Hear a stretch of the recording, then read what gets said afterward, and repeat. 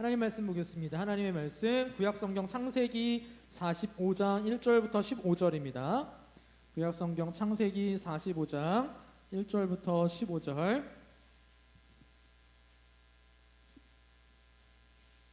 여러분 오늘은 PPT가 이게 끝입니다. 네, 참고 구절도 그냥 성경 대충 이렇게 쓱 찾아보면서 해볼 거예요. 왜 그러면 조금 참고 구절도 오늘은 좀 넓게 봐야 해서 성경 할 테니까 성경 없는 우리 지체들은 뒤에 비치된 성경이 있으니까 가져와서 보시면 될 것 같습니다. 자, 창세기 45장 1절부터 15절 구약 성경 72쪽입니다. 72쪽 창세기 45장 1절로 15절 우리 한 절씩 교독하도록 하겠습니다. 창세기 45장 1절 제가 읽겠습니다. 요셉이 시종하는 자들 앞에서 그 정을 억제하지 못하여 소리질러 모든 사람을 자기에게서 물러가라 하고 그 형제들에게 자기를 알리니 그때 그와 함께한 다른 사람이 없었더라.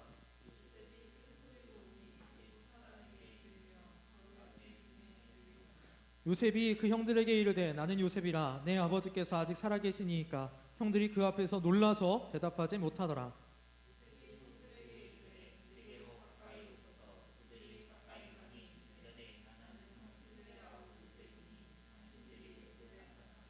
당신들이 나를 이곳에 팔았다고 해서 근심하지 마소서 한탄하지 마소서. 하나님이 생명을 구원하시려고 나를 당신들보다 먼저 보내셨나이다.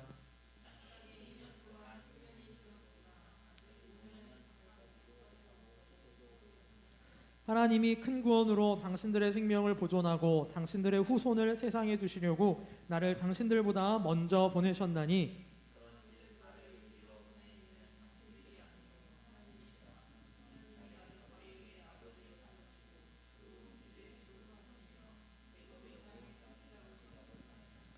당신들은 속히 아버지께로 올라가서 아뢰기를 아버지의 아들 요셉의 말에 하나님이 나를 애굽 전국의 주로 세우셨으니 지체 말고 내게로 내려오사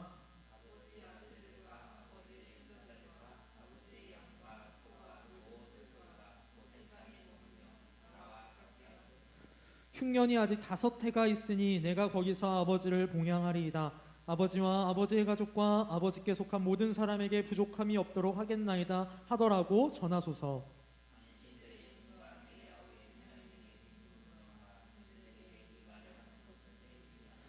당신들은 내가 애굽에서 누리는 영화와 당신들이 본 모든 것을 다 내 아버지께 아뢰고 속히 모시고 내려오소서 하며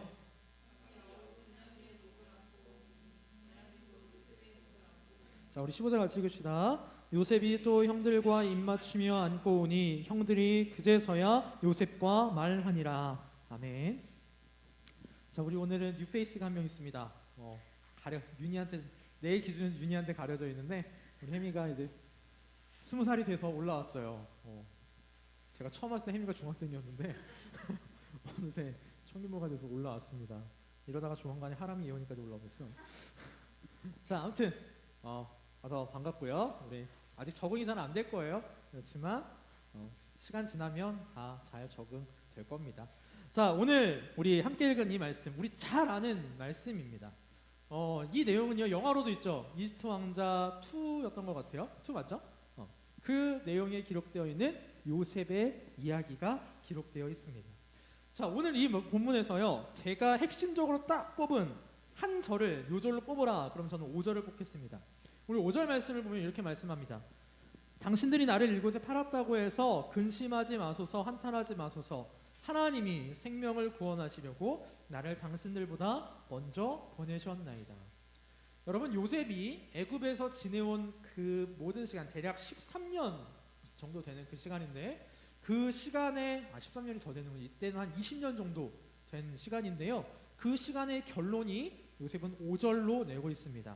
자 5절에 보면요 뭐라고 말을 하냐면 다시 한번 읽어보면 중반절부터 보면 하나님이 생명을 구원하시려고 나를 당신들보다 먼저 보내셨나이다 라고 요셉이 고백합니다.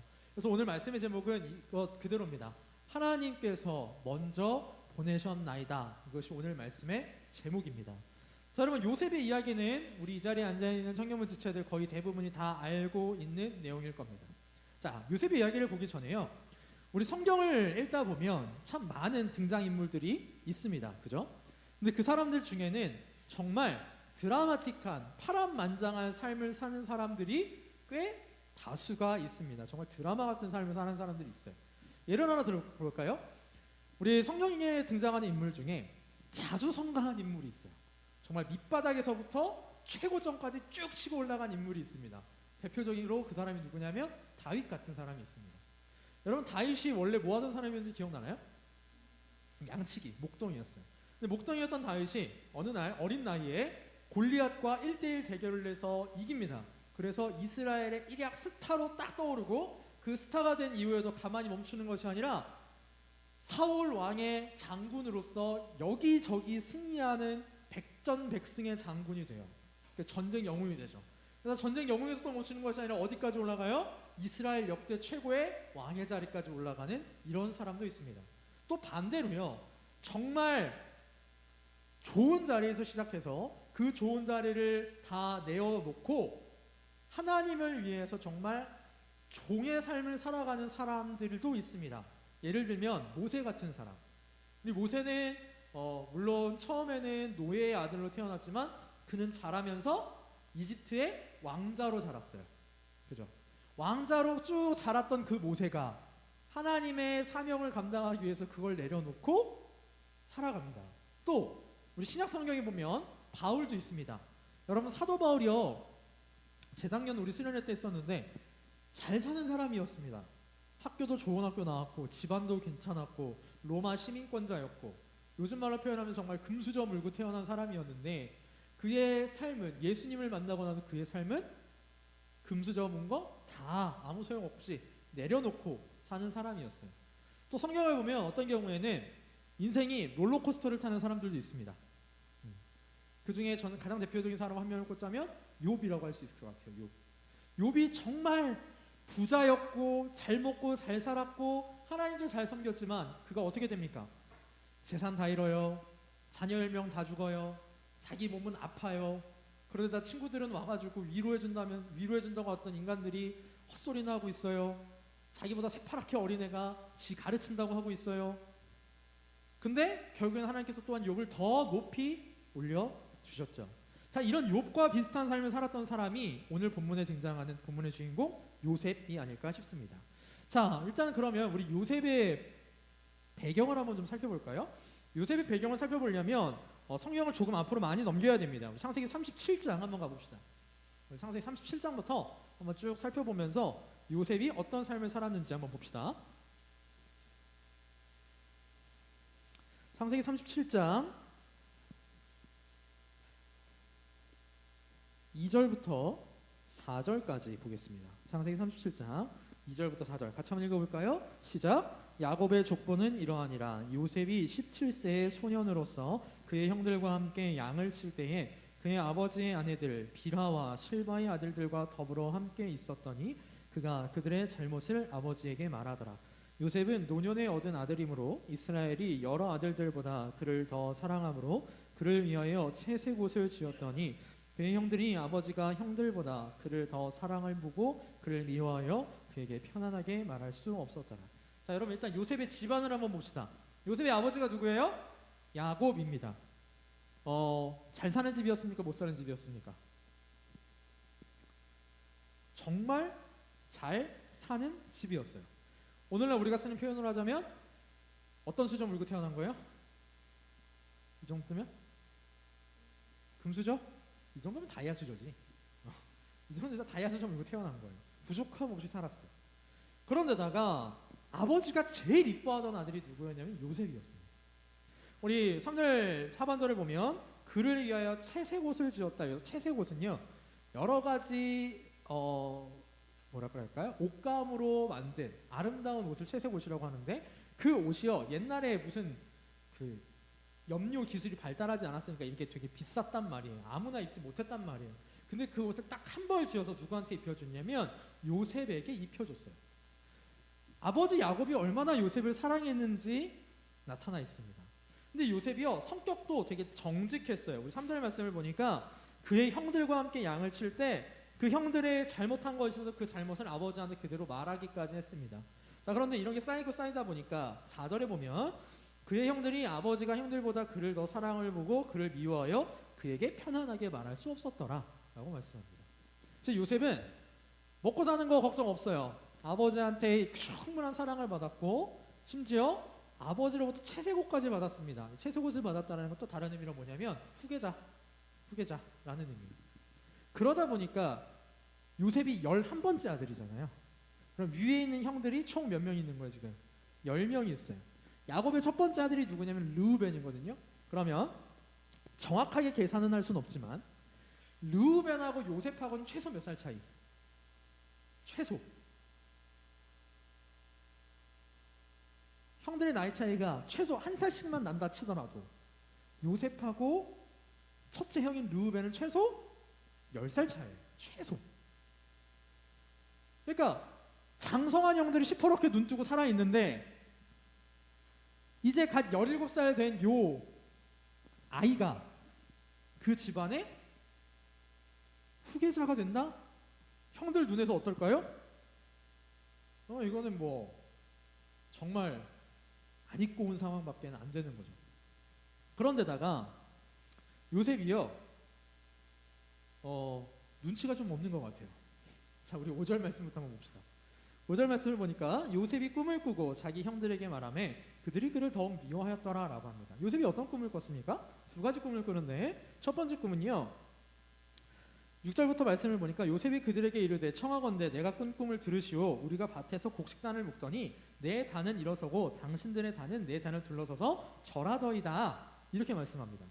자, 8절 우리 한번 같이 한번 읽어볼까요? 8절 37장 8절 시작. 그의 형들이 그에게 이르되 내가 참으로 우리의 왕이 되겠느냐 참으로 우리를 다스리게 되겠느냐 하고 그의 꿈과 그의 말로 말미암아 그를 더욱 미워하더니 라고 말씀합니다. 요셉이 어떤 꿈을 꿨는데요 요셉이 이렇게 곡식단을 묶었어요. 그 곡식단을 묶고 이렇게 세워놨는데 형들이 곡식단을 묶어가고 갖고 왔는데 형들의 곡식단이 자기 곡식단에 이렇게 엎드려 절하는 거예요. 그래서 이걸 또 신난다고 얘기를 합니다. 요셉이. 형들이 그 얘기를 듣고 나서 어이가 없죠. 가뜩이나 꼴보기 싫은데 이런 얘기까지 한다? 미운 짓만 골라 하고 있습니다. 자, 근데 여기서 멈췄으면 그나마 모르겠는데 9절에 보니까 요셉이 다시 꿈을 꾸고 이 얘기를 했을까요? 안 했을까요? 이 꿈의 얘기를 했어요. 합니다. 그러니까 형들의 마음은 더 어떨까요? 11절 말씀 보니까 그의 형들은 시기하되 그의 아버지는 그 말을 간직해 두었더라 라고 말합니다. 그리고 이때부터 형들이요 뭐라고 어떤 생각을 하냐면 저놈의 자식 없애버려야겠구나 라는 생각을 해요. 그래서 형들이 그걸 실행에 옮깁니다.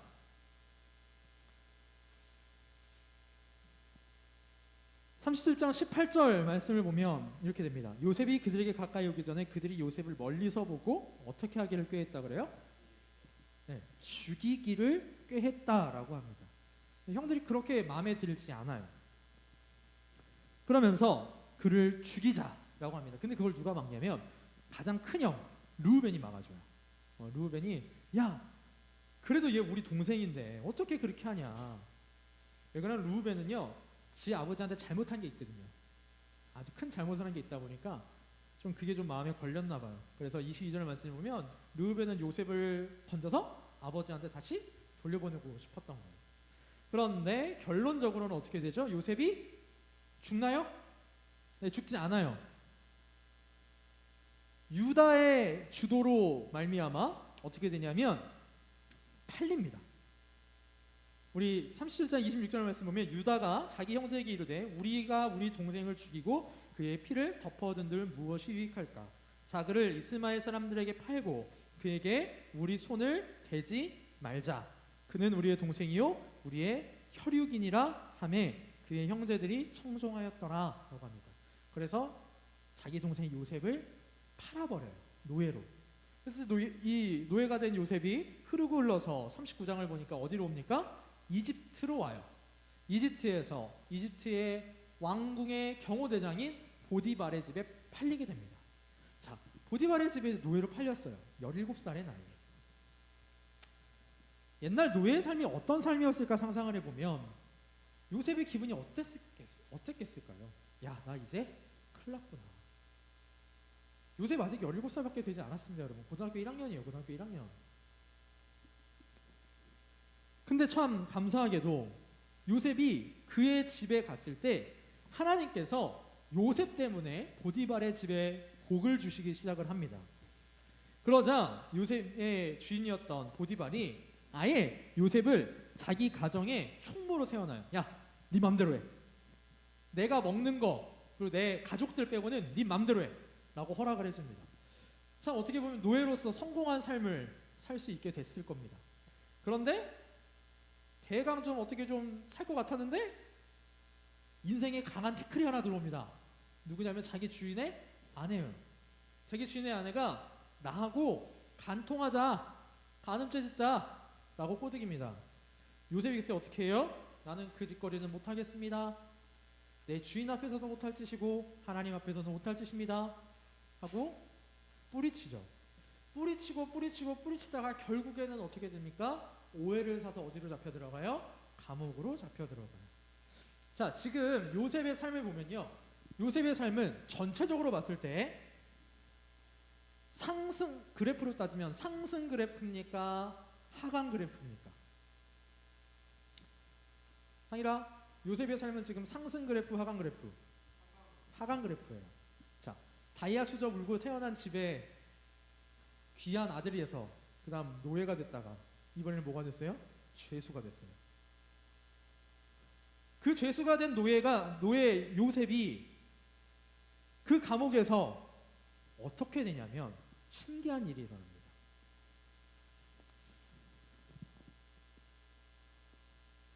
39장 21절부터 한번 볼까요?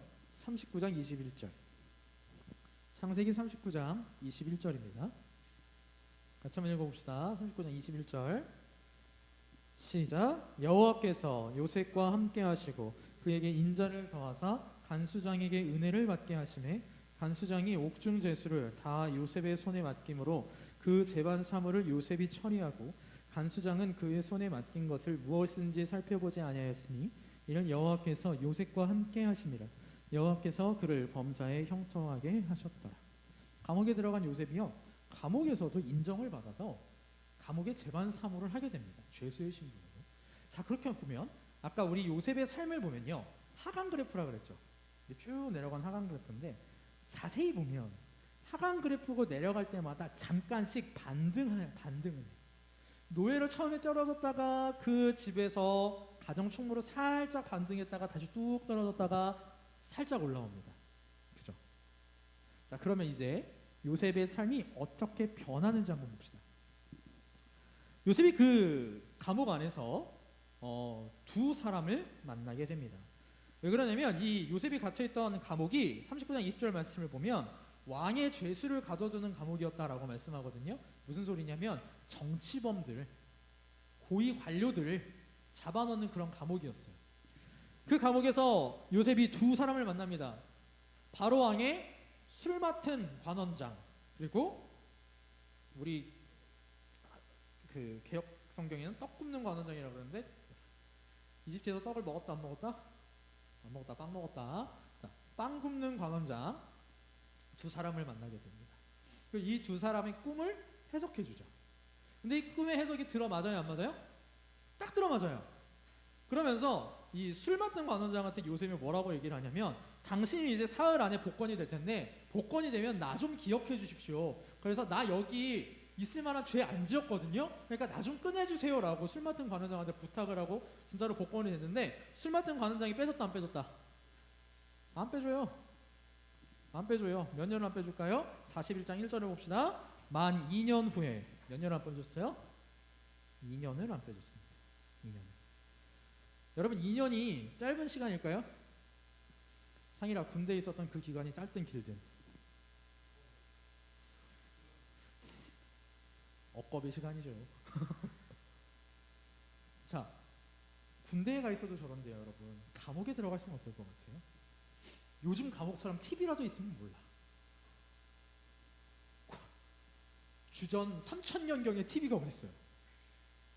주전 3000년경에. 그 감옥에서 요셉이 2년 동안을 버팁니다. 자, 2년이 지나고 나서 이번엔 누가 꿈을 꾸냐면 바로 왕이 꿈을 꿉니다. 바로 왕이 꿈을 꾸는데 같은 내용의 꿈을 꿉니다. 자, 근데 이 꿈을 해석할 사람이 없어요. 근데 그때 바로 왕한테 술을 올리던 그 술 맡은 관원의 머릿속에 누가 생각나냐면 감옥에 있었던 그 젊은 애 하나가 생각이 난 거예요. 20 몇 살 된 그 젊은 애가. 저기 폐하, 제가 감옥에 있을 때요, 제가 꿈을 꿨었는데요, 저랑 그 죽은 애 있잖아요, 그 떡 빵 굽는 애, 둘이 꿈을 꿨었는데 걔가 꿈 해석 정말 기가 막히게 하더라고요. 걔 한번 불러서 꿈 해석 한번 맡겨보시죠. 그럼 바로 왕이 어차피 밑져야 본전이니까 그래 해보자, 데려옵니다. 데려와서 요셉이 꿈을 해석을 하죠. 해석을 해서 뭐라고 해석을 하냐면 앞으로 7년 동안 풍년이 있을 거고 7년 동안 그 풍년 후에 7년 동안 또 흉년이 심하게 들 것입니다 라고 바로 왕의 꿈을 정확하게 해석해 줍니다. 자, 그러고 나서요, 요셉이 얘가 좀 똑똑한 애예요. 확실히 아빠가 좋아할 만해.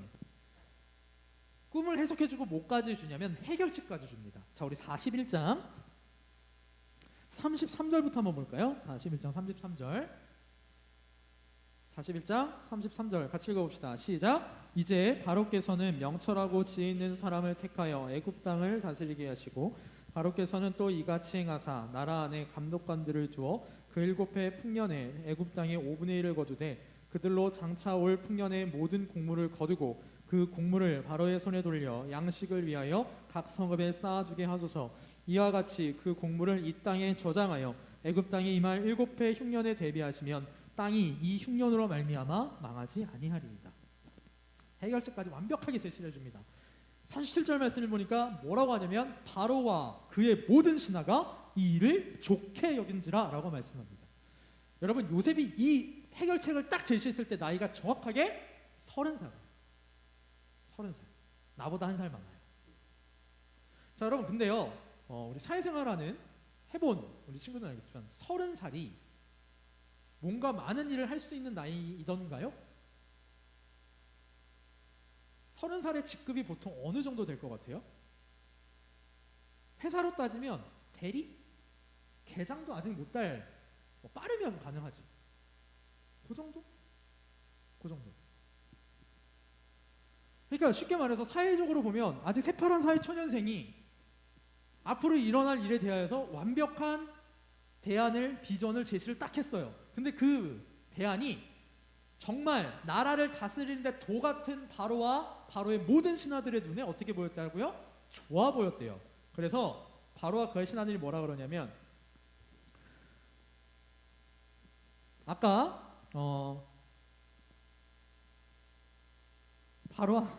바로한테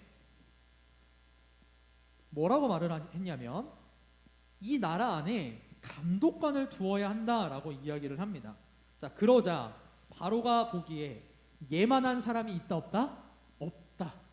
그래서 그 자리에서 요셉을요 총리로 세워줍니다. 총리로. 그 총리의 자리가 얼마나 큰 자리냐면 40절 말씀을 보니까 너는 내 집을 다스리라. 내 백성이 다 내 명령에 복종하리니 내가 너보다 높은 것은 내 왕좌뿐이니라. 나 빼고는 다 너보다 아래야. 나 다음은 너야 라고 이야기를 해줘요. 몇 살짜리한테? 30살짜리한테. 자, 이제 요셉의 인생이요 단 한 방에 역전됐어요. 하강 그래프를 뭐 중간중간에 약간 오르는 그래프가 있었지만 늘 하강 그래프를 그리던 요셉의 삶이 지금 어떻게 된 거예요?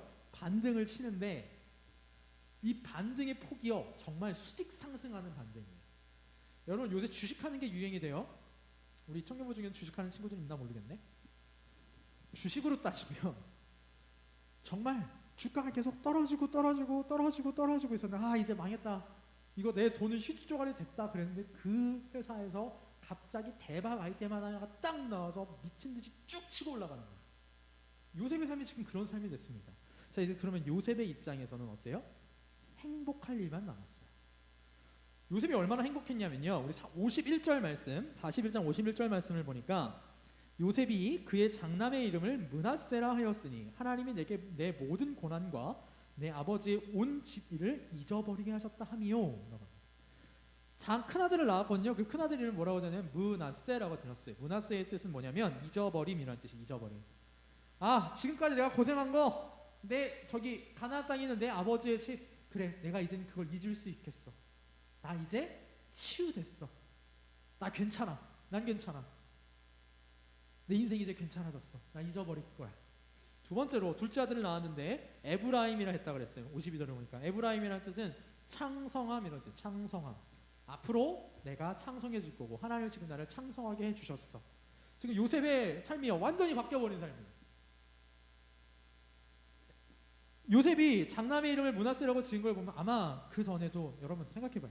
노예로 팔려오는 그 사막길에서 얼마나 아빠가 보고 싶었겠어요. 감옥에 있으면서 형들 생각 안 났겠습니까? 아버지의 집 생각 안 났겠어요?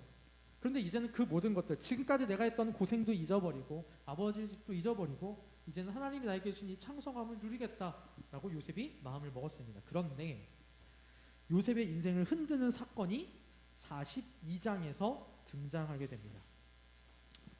7년 동안의 풍년이 지나고 나서 이제 7년의 흉년을 만나게 되는데 그 7년의 흉년이 이집트에만 있는 게 아니라 온 세상에 다 있었어요. 가나안 땅에까지 흉년이 들어갑니다. 그러다 보니까 가나안 땅에 있던 야곱과 그의 가족들 역시 이제 뭐가 없어요? 먹을 게 없어요. 먹을 게. 그런데 소문을 들어보니 애굽 땅에는, 이집트 땅에는 먹을 게 많이 있더라. 가서 돈 내고 사면 되겠더라 라고 합니다. 그래서 야곱이요 자기 아들들한테 야, 너 가서 좀 사와라. 너네 좀 가서 사와라. 그래서 애굽에 10명의 야곱의 아들들이 도착을 하게 됩니다. 자, 근데 여러분 이거 한번 상상해 보세요. 이제 요셉은요 자기가 가지고 있던 모든 고통, 트라우마 다 잊고 살았습니다. 괜찮아졌다고 생각을 했어요. 근데 눈앞에 나를 판 형들이 있네.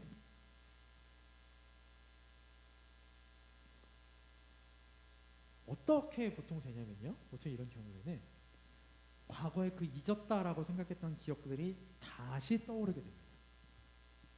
요셉의 삶은 평안했었는데 그 평안했던 삶이 형들이라는 돌멩이 때문에 다시 요동치게 된 거죠. 실제로 42장 6절을 보니까 때에 요셉이 나라의 총리로서 그 땅 모든 백성에게 곡식을 팔더니 요셉의 형들이 와서 그 앞에서 땅에 엎드려 절하매 요셉이 보고 형들인 줄 아나 모르는 체하고 엄한 소리로 그들에게 말하 이르되 너희가 어디서 왔느냐? 그들이 이르되 곡물을 사려고 가나안에서 왔나이다. 요셉은 그의 형들을 알아보았으나 그들은 요셉을 알지 못하더라. 근데 요셉이 여기서 하나를 딱 깨닫습니다. 지금 형들이 내 눈앞에 와서 나에게 절하는 이 순간에 하나가 생각나고 깨닫게 돼요. 자, 우리 42장 9절 읽어봅시다. 42장 9절 말씀 같이 읽어봅시다. 시작. 요셉이 그들에게 대하여 꾼 꿈을 생각하고 그들에게 이르되 너희는 정탐꾼이라 이 나라의 틈을 엿보려고 왔느니라. 자기 앞에 나타난 형들이 자기한테 절하자 요셉이 뭐가 생각났어요? 과거 자신이 지금부터 지금 37, 8, 9, 39 정도 됐을 때거든요. 이때가. 그러니까 20년 전에 꿨던 그 꿈이 생각나요. 내 단에 형들의 단이 절했던 것, 나한테 하늘의 별과 해와 달이 절했던 그 꿈이 생각납니다. 그리고 요셉이 깨달아요. 아, 이 모든 일을 하나님이 이루셨구나 라는 걸 깨닫습니다. 자, 그리고 나서 중간의 과정들은 좀 생략하고 요셉이 형들을 시험하고 또 가나안 땅으로 돌려보내서 베냐민을 데려오게 하고 그 와중에 은잔이 없어지는 소동이 일어나고 여러 가지 일들이 있습니다. 그런데 결론적으로 요셉이 이제는 더 이상 감정을 주체할 수 없어서 형들에게 자기 자신의 신분을 밝힙니다. 그게 오늘 우리가 읽은 본문이죠. 본문에 오니까 시간이 꽤 걸렸습니다. 자, 그러면 이 본문을 통해서 우리가 오늘 무엇을 좀 생각해 봤으면 좋겠느냐. 요셉의 이러한 인생들은요 사람의 관점으로 보면 정말 힘들고 어려운 시간들이었을 거예요. 그리고 사람의 관점으로 보면 형들이 용서가 되겠습니까? 나에게 너무나도 잘못한 사람들이에요. 근데 이제는 내가 무엇이든 할 수 있는 힘도 있고요 자리도 되고요 그냥 내 마음대로 하면 됩니다. 근데 요셉의 반응을 보면요, 요셉은 지금 형들에 대한 악감정이 있어요, 없어요? 하나도 없어요. 신기하게도 형들에 대한 악감정이 하나도 없습니다. 자, 우리 본문 오늘 2절을 보니까요, 요셉이 큰 소리로 울었다라고 했어요. 그래서 애굽 사람한테도 들렸고 심지어 어디까지 들렸냐면 바로의 궁중에도 들렸다라고 합니다. 그래서 바로의 궁중에 들리더라는 말을 잘 생각을 해야 되는데, 요셉이 목소리가 너무 커서 바로가 있는 궁전에까지 들렸다 이 뜻일까요? 그거 아닙니다. 요셉이 울었다라는 그 사실이 바로의 귀에도 들린 거예요. 자, 그러면 요셉이 왜 울었을까요? 자, 한번 생각을 해봅시다. 송이야, 요셉이 왜 울었을 것 같아요? 오늘 본문에서?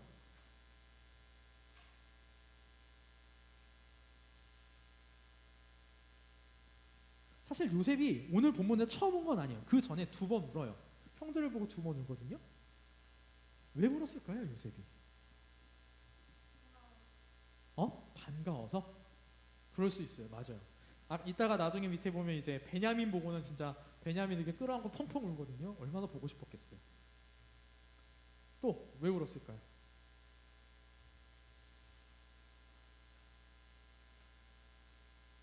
왜 울었을까요? 반가움도 있었을 거고, 참 여러 가지 한 단어로 참 설명하기 복잡한 그런 울음이죠.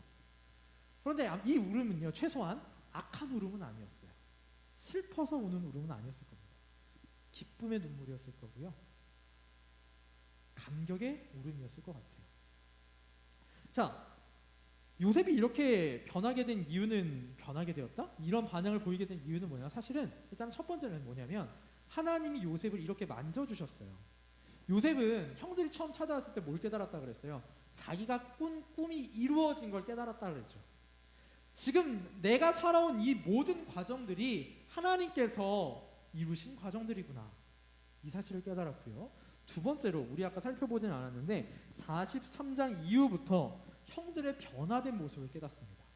대충 그 모습이 어떤 모습이었냐면 자기들이 요셉을 판 것에 대하여서 후회하는 모습, 그리고 오늘 본문 앞에 44장 14절부터 보면 야곱이 일부러 베냐민을 인질로 잡아버려요.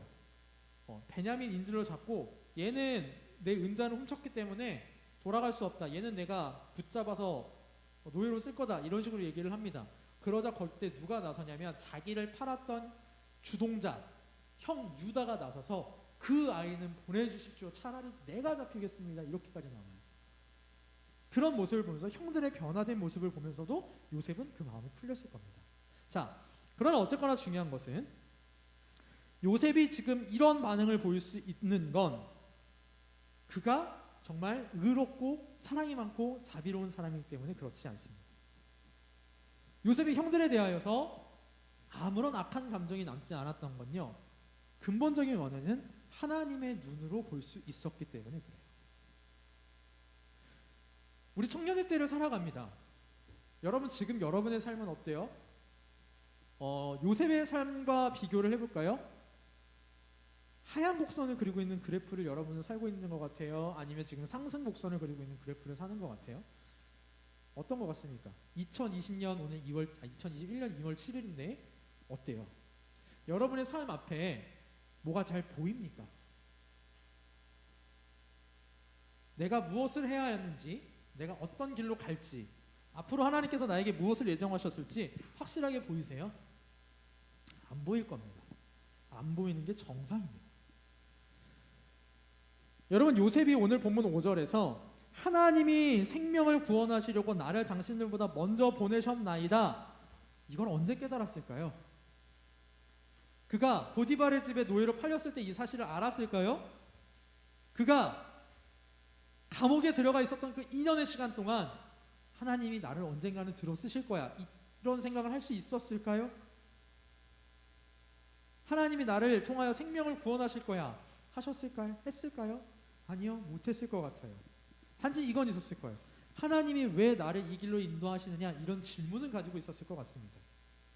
아마 오늘 이 시간 여기 앉아 있는 우리 청년들, 그리고 이 시간 영상을 보고 있는 우리 청년부 지체들 중에도 그런 생각을 하는 지체들이 있을 것 같아요. 지금 하나님은 나에게 왜 이런 상황, 이런 환경을 주셨을까? 자, 우리 삶의 만족도 한번 조사해 볼까요? 나는 내 삶에 만족하고 있다. 2번 나는 지금 좀 힘들다. 힘들지도 않고 만족하지도 않는 거야 다들? 요즘 20대의 삶이요 쉽지 않죠. 쉽지 않아요. 직장 생활하는 사람들 볼까요? 송이야 직장 생활 할만하냐? 아유, 아니에요. 학교 생활하는 사람들 볼까요? 유나야 대학원은 할만해? 어? 이렇게 가봉죠. 자 그럼 직장 생활도 학교 생활도 다 해봤던 윤이야 세상살이가 살만합니까? 다행이네. 자 여러분 요셉이 오늘 이 시간 이 자리에 오기까지 그러니까 45장에 이르기는 이 시간에 이르기까지 그가 버틸 수 있었던 이유는 무엇이었냐면요 하나님을 믿었기 때문이에요. 사랑하는 청년 여러분, 여러분은 하나님을 믿는 사람들이죠. 그럼 하나님이 무엇을 믿는 사람들일까요? 요셉은 심지어 하나님께서 자 내가 너를 통해서 어떤 일을 이룰 거야 라고 힌트까지 주셨어요. 근데 그 힌트가 요셉의 삶에 도움이 얼마나 됐을까요? 여러분 요셉이 총리의 자리에 이르기까지 그가 꾼 꿈이 얼마나 그에게 큰 영향력을 끼쳤을까요? 나였으면 오히려 그 꿈이 뭐였을까 그냥 물음표만 달았을 것 같아요. 내 삶의 모습을 보면 하나님이 나에게 원하시는 게 무엇인지 몰라요. 요셉도 몰랐습니다. 그런데 시간이 지나고 나서 보니까 형들이 내 눈앞에 나타나고 그 형들이 나로 인해서 살게 되는 걸 보니까 하나님의 뜻이 여기에 있었구나 라는 걸 그제서야 알게 됩니다. 여러분 사람은요 자기의 앞날을 몰라요. 모릅니다. 그래서 하루하루 때로는 힘들게 살아갈 수 있어요. 근데 여러분 어떻게 보면 하나님께서 우리에게 앞날을 가려 놓으신 건요 은혜일지도 모릅니다. 앞으로 10년 뒤에 여러분이 무엇을 할 수 있을지 여러분들이 안다면 그 모습을 위해 노력하는 사람도 있겠지만 어차피 될 거 그다지 노력하지 않는 사람들도 있을 거예요. 때로는 우리한테 모르는 게 약인 것들이 있어요. 만약에 요셉이 이집트의 총리가 되는 걸 알았다라고 해봅시다. 30세에 이집트의 총리가 되는 걸 알았다라고 해봅시다. 그럼 그가 노예가 됐을 때 감옥에 들어갔을 때 어떤 모습을 보였을까요? 여러분 요셉의 삶에서 우리가 한 가지 주목해야 될 바는 무엇이냐면요 그는 어떤 환경을 만나든 그 환경과 그 삶 가운데 최선을 다하는 삶을 살았다라는 거예요. 성경에 보면 하나님께서 들어 쓰시는 사람들의 특징이 거기에 있어요. 삶의 순간순간마다 최선을 다하는 삶을 살아갑니다. 요셉이 보디발의 집에 노예로 있을 때 또 감옥에 갇혀 있었을 때 그는 자기가 할 수 있는 걸 최선을 다했어요. 그 결과를 안 채 모른 채 최선을 다했어요. 우리 청년부 지체들의 삶이요 힘들 수 있습니다. 힘들 수 있어요. 그런데 그 힘든 가운데 하나님 우리한테 원하시는 건 무엇이냐면 지금 내 삶에 최선을 다하는 삶입니다. 하나님께서는 우리에게 계획을 갖고 계세요. 하나님께서 요셉을 통해 가지고 계셨던 계획은 무엇이냐면 요셉을 이집트에 보내서 그를 이집트의 총리로 준비시켜 이스라엘 백성들을 살리는 것 그것이 하나님의 계획이었거든요. 근데 요셉은 이거 몰랐어요. 심지어 요셉을 팔았던 형들도 몰랐어요. 여러분 잘 생각해 보세요. 유다가 요셉을 팔면서 자, 넌 얼른 이집트에 가서 고생 좀 하다가 이집트 총리가 되어 나중에 우리를 먹여 살려! 라는 그런 원대한 꿈과 희망을 가지고 보냈겠습니까? 그럴 리가 없잖아요. 그냥 보낸 거예요. 꼴 보기 싫으니까 보낸 거예요. 근데 하나님께서 그걸 통하여 선을 이루셨어요. 사랑하는 청년부 여러분, 여러분들의 지금 삶이 행복할 수도 있고 아닐 수도 있어요. 힘들 수도 있어요. 내 삶은 왜 이 모양 이 꼴이야? 난 앞으로 뭘 해야 하지? 나 앞으로 뭐 먹고 살지? 나 앞으로 누구랑 결혼하지? 결혼은 할 수 있을까?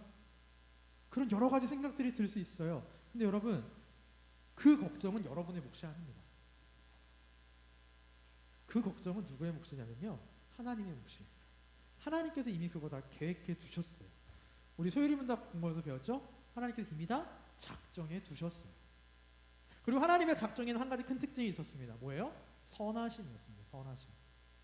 여러분, 여러분의 삶을 하나님께서 인도하실 때 악한 방향으로 인도하실까요? 선한 방향으로 인도하실까요? 제가 너무 쉬운 질문하죠. 우리 성경 한 군데를 봅시다. 에레미야가 3장 33절입니다. 외우기도 쉬워요. 예레미야가 3장 33절, 333.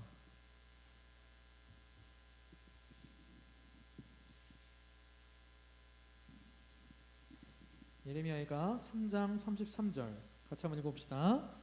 구약성경 1147쪽입니다.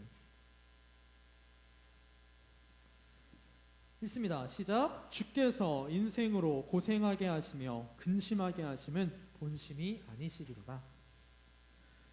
여러분의 삶이 지금 혹시 힘들어요?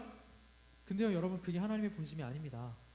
근데 하나님께서 그 힘든 삶을 허락해 두신 건 그 가운데 하나님의 뜻이 있어서 그래요.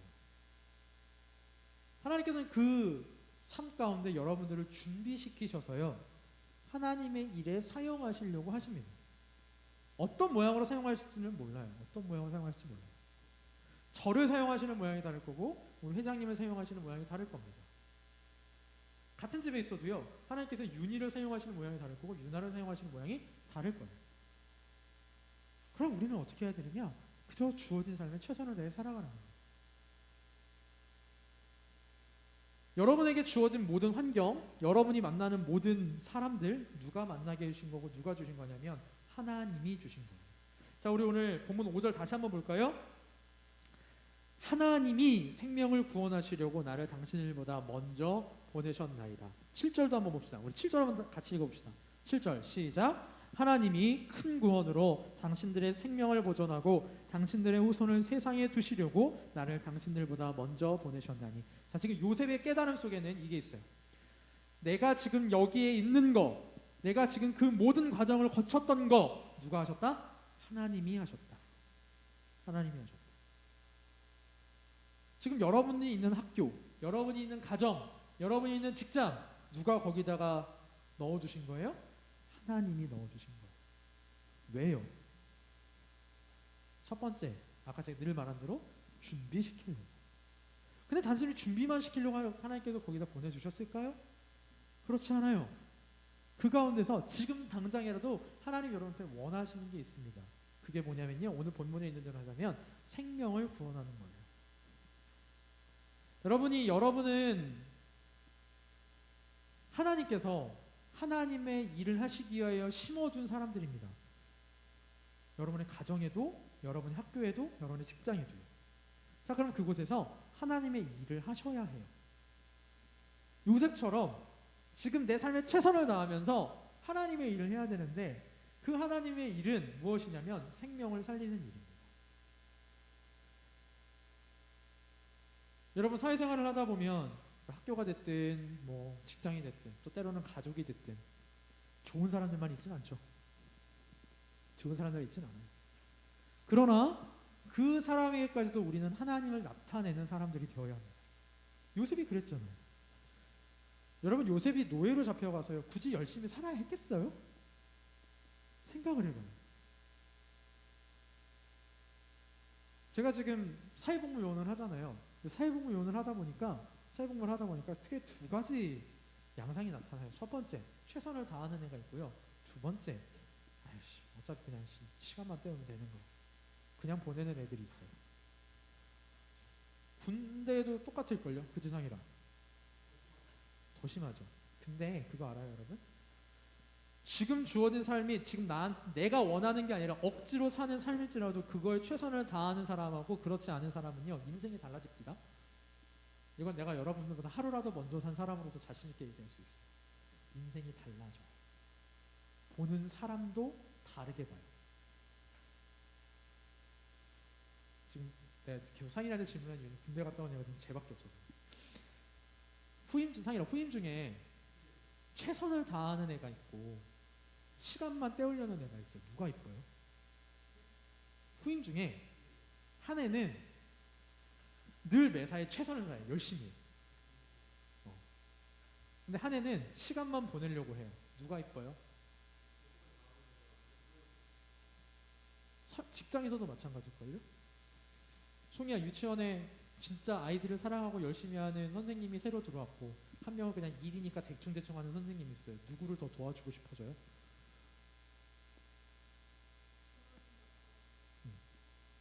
여러분, 사람 사는 생활도 똑같죠.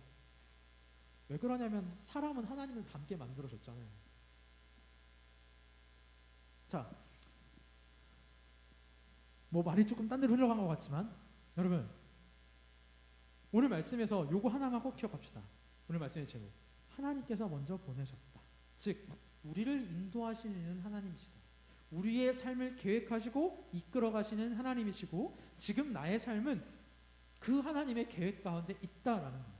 그런데 문제는 뭐냐면 우리가 그 하나님의 계획을 몰라요. 잘 몰라요.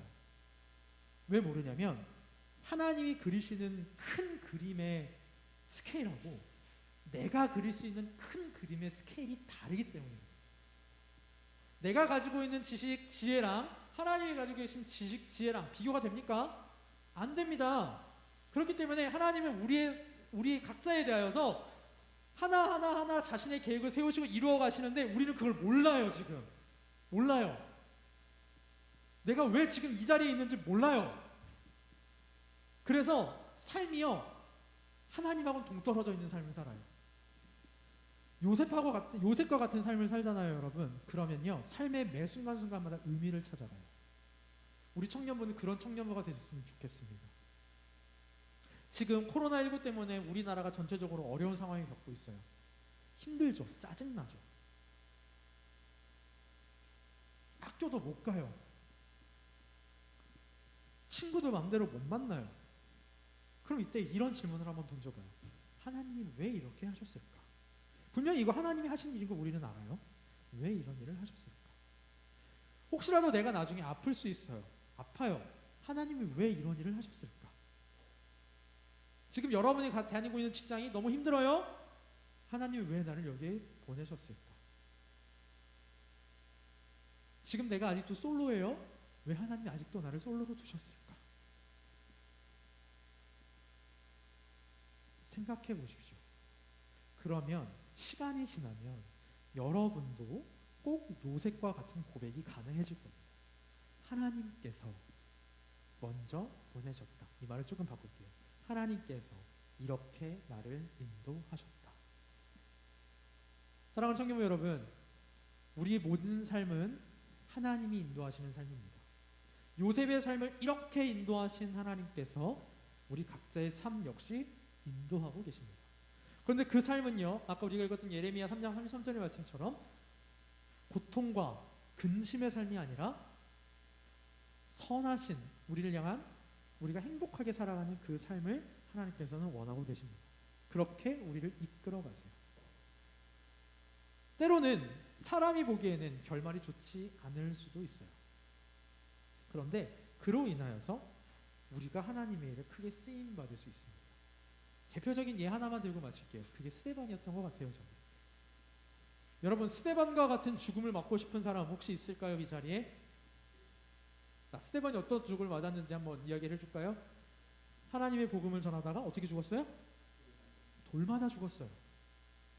인간의 관점으로 보면 그렇게 비참하게 죽는 거 쉽지 않아요. 그런데 하나님께서는 그 스데반을 통하여 하나님의 선하신 뜻을 이루셨고 스데반 역시 영광 중에 들어갔어요. 여러분, 스데반 죽을 때 하늘이 열리는 모습을 스데반이 보거든요. 그때 예수님께서 어떻게 하고 계셨냐면 자리에서 일어나 계셨어요. 영광스러운 순교자의 자리에 스데반은 들어갔고 그 스데반의 순교로 말미암아 복음이 예루살렘에서 전 세계로 흩어지기 시작을 합니다. 그게 하나님께서 스데반을 통하여 가지고 계셨던 계획이었습니다. 우리의 계획이요, 우리를 향한 하나님의 계획이 핑크빛은 아닐 수도 있어요.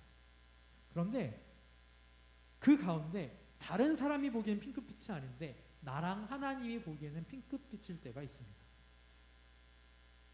결론적으로 우리의 삶은 나와 하나님에게는 핑크빛은 계획이에요. 그 계획 가운데 우리 청년부 여러분들은 오늘도 그 계획 하에서 살아가고 있다라는 것 꼭 기억하시고 요셉처럼 하나님께서 이렇게 하셨다라는 고백을 할 수 있는 우리 청년부원들 되셨으면 좋겠습니다.